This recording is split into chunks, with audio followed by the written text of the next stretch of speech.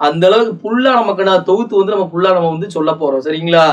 என்ன நூல் பார்க்க போறோம்னா பெரிய புராணம் அப்படின்ற நூல் வந்து நம்ம பார்க்க போறோம்.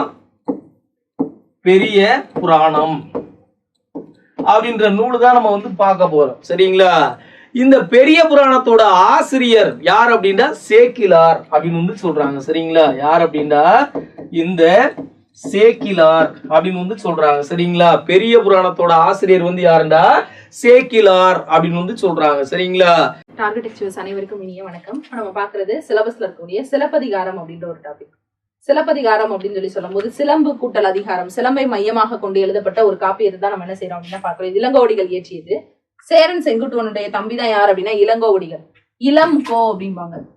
இளம் கோ சேரன் செங்குட்டுவனுடைய தம்பி. கோனா அரசன், அரசனினுடைய தம்பி, அதாவது இளம் கோ இளமையான ஒரு அரசன், அதாவது அரசனினுடைய தம்பி அப்படின்னு சொல்லி இளவல்னா தம்பி அப்படின்னு பாத்துருக்கோம். இப்போ இது இளங்கோவடிகள் இயற்றுவாரு. சீத்தலை சாத்தனார் வந்து அடிகள் நீரே அருளுக அப்படின்னு சொல்லி சொல்லுவார் அந்த வார்த்தை.